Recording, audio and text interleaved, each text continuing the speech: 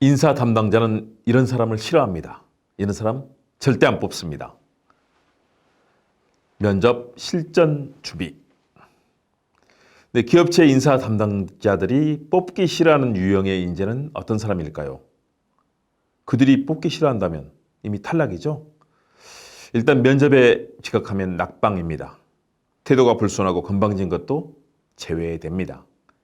기업체에서 싫어하는 이런 유형의 사람은 면접 때 아무리 답변을 잘해도, 스펙이 좋아도, 잘생겨도, 옷 잘 입어도 낙방입니다. 그런 유형의 사람이 되면 선발의 가능성은 낙타가 바늘구멍으로 들어가는 그런 상황이 될 겁니다. 기업체가 좋아하는 사람이 돼야 되는데 기업체에서 싫어하거나 거부감 가지면 안 되겠죠. 이미 스스로 취업을 포기하고 있다는 것, 그런 상황일 겁니다. 전략을 잘 짜고 정성을 들여 자신의 성공을 위해 만반의 준비를 해야 됩니다. 조선시대 정조대왕은 작은 일도 소홀히 하지 않고 최선을 다해야 한다. 작은 일도 최선을 다하면 정성스럽게 된다. 정성스럽게 되면 곁에 배어나오고 겉으로 드러나면 이내 밝혀지고 밝아지면 남을 감동하게 하고 남을 감동하게 하면 이내 변하게 되고 변하면 크게 성장하게 된다. 라고 설파했습니다. 정성의 힘입니다. 여러분의 정성이 면접관의 마음을 움직이고 감동해서 여러분을 선발하도록 해야 됩니다. 안녕하세요. 김은국TV 시사도민고 김은국 교수의 스피치 횡단열차 힘차게 출발합니다. 김은국TV 시사도민고는 우리 사회의 주요 현안을 분석하고 해법을 제시하는 유튜브면서 동시에 이 시대를 살아가는 사람들에게 좋은 생각을 나누는 기분 좋은 소통의 공간입니다. 많은 관심과 응원, 참여, 좋아요, 댓글, 공유, 구독과 알람 설정 부탁드립니다. 좋은 영상, 알찬 내용으로 보답하겠습니다. 자, 구인 구직 플랫폼 사람인의 조사 결과 가장 뽑기 싫은 지원자 유형, 기업이 가장 뽑지 않으려 하는 그런 지원자, 어떤 사람일까요? 가장 대표적인 게 태도가 불손하고 예의 없는 유아 독존형입니다. 건방진 사람 다 싫죠? 아무래도 건방지고 자기 중심형의 사람은 직장 분위기를 흐리고 곳곳에서 갈등과 사건만 일으킬 것이라는 선입견이 작용하는 것으로 보입니다. 내 진심은 그게 아니어도 사람을 뽑는 기업에서 이런 인상을 받으면 면접은 하나 마나이입니다. 또 면접 지각 등 기본이 안 된 무개념형, 회사 직무 이해도가 낮은 무념무상형, 이런 사람들도 선발하기 싫은 지원자로 나타났습니다. 기업체 인사 담당자들은 이들을 뽑기 싫었던 이유로 조직을 와해시킬 것 같아서, 적응을 하지 못하고 성장하지 못할 것 같아서, 다시 말해서 건방지고 조직에 애정을 갖지 않는 사람은 조직에 적응하지 못하고 금방 떠난다는 그런 생각을 하게 되는 거죠.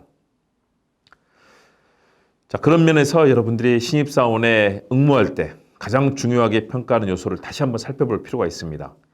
인사 담당자 10명 중 6명은 인성 및 태도를 가장 중시했습니다. 기업 인사 담당자들이 신입사원을 평가할 때 조직에 대한 적응력과 미래의 성장 가능성이 기반이 되는 인성과 적성, 인적성을 중시한다는 얘기는 곧 그들에게 신뢰와 친밀감을 주어야 한다는 말이기도 합니다. 서로 소통이 되고 신뢰가 있어야 되겠죠. 과거에는 개성이 강하고 개인주의적으로 보임, 이런 것도 있고요. 연봉과 민감한 부분을 거침없이 질문함, 야근 질문 등 워라밸에 신경을 많이 씀, 이런 부분이 과거에는 금기사항이었습니다. 이런 걸 질문하면 사실은 땡 낙방이었죠. 그런데 요즘 사회 분위기가 그런 부분에 대해서 강조하고 특히 개인의 개성을 존중하는 그런 상황이라 이런 유형의 인재들도 선발의 대상에 들어가긴 합니다. 그러나 너무 개인주의적으로 보이거나 자기 이속만을 챙기는 유형으로 평가받으면 아무래도 조직 화합형, 업무에 정통하면서도 적극적이고 성실한 자세를 보여주는 한편 열정과 친밀감을 갖는 지원자에 비하면 밀릴 가능성이 큽니다. 그러면 선발되기 어렵겠죠? 대학생 인턴도 마찬가지입니다. 지나친 개인주의형, 겉다르고 속다른 유형, 일을 제대로 처리하지 못하고 대강하거나 마무리를 꼼꼼하게 하지 않는 사람, 전문성이 떨어지는 사람, 이런 사람은 최종 채용에서 배제될 가능성이 큽니다. 일거수일투족에 대해 부정적인 평판이 나오면 아무래도 함께하기 싫은 그런 인턴, 함께하기 싫은 신입사원으로 분류가 될 가능성이 크고 조직에서 왕따가 될 그런 개연성도 큽니다. 함께 일하기 싫은 인턴은 어떤 유형일까요? 한 기업체 인사 담당자는 이렇게 얘기합니다. 유난히 예의 바른 여성 인턴이 있었습니다. 항상 꼬박꼬박 성실하게 잘 했는데요. 그런데 화장실에서 동기 인턴에게 농담처럼 담당자에 대한 험담을 했다는 이야기가 들려왔습니다. 회사가 만만한 조직일까요? 그렇지 않죠.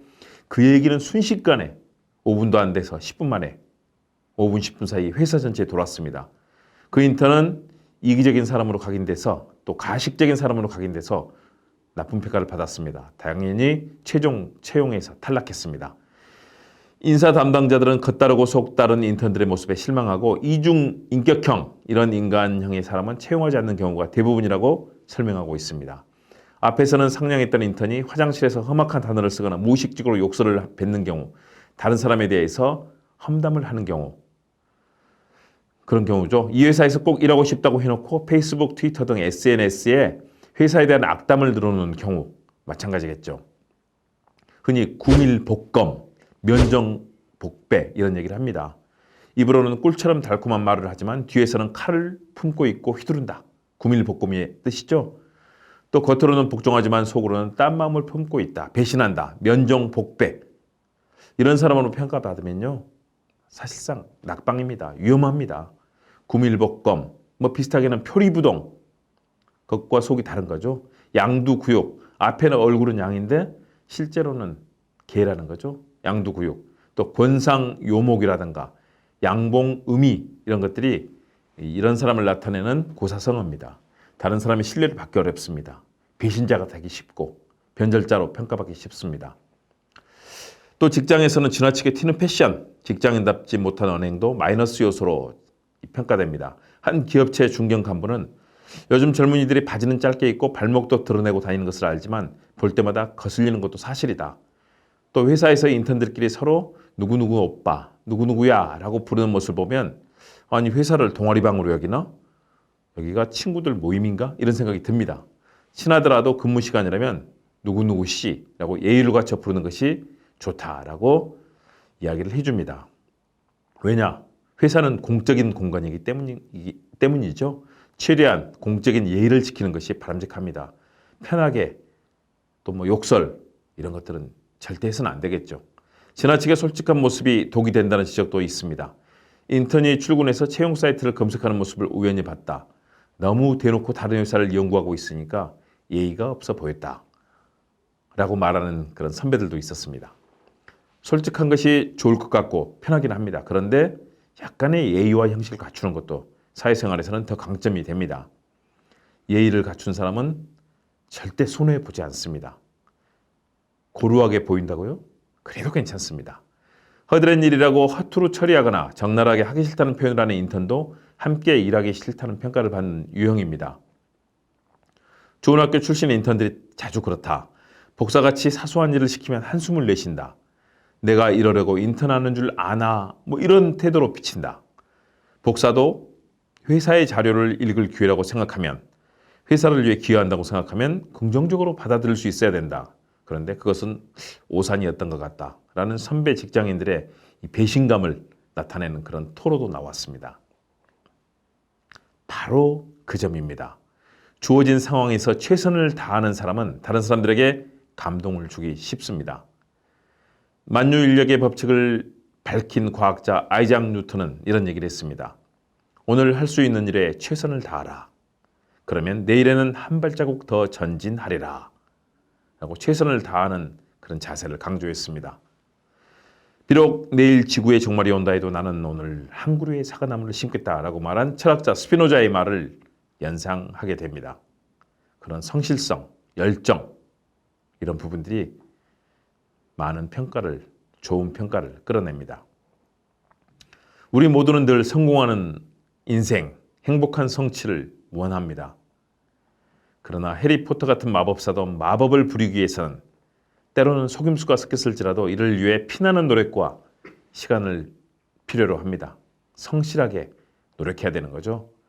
우리의 삶에서 그냥 저절로 이루어지는 것은 아무것도 없습니다.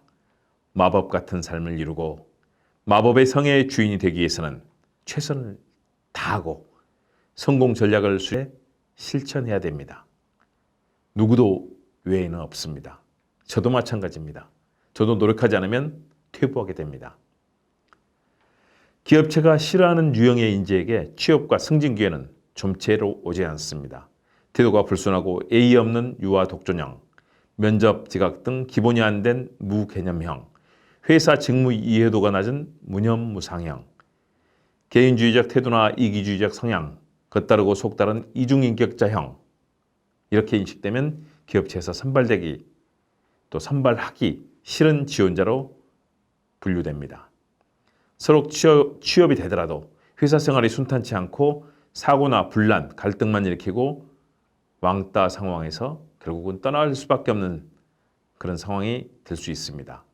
그런 면에서 전략적으로 이런 유형에서 벗어나 회사가 선발하고 싶은 사람으로 스스로를 자리매김하고 철저하게 준비하길 권유드립니다. 김원국 TV 시사도민고 김원국 교수의 스피치 횡단 절차.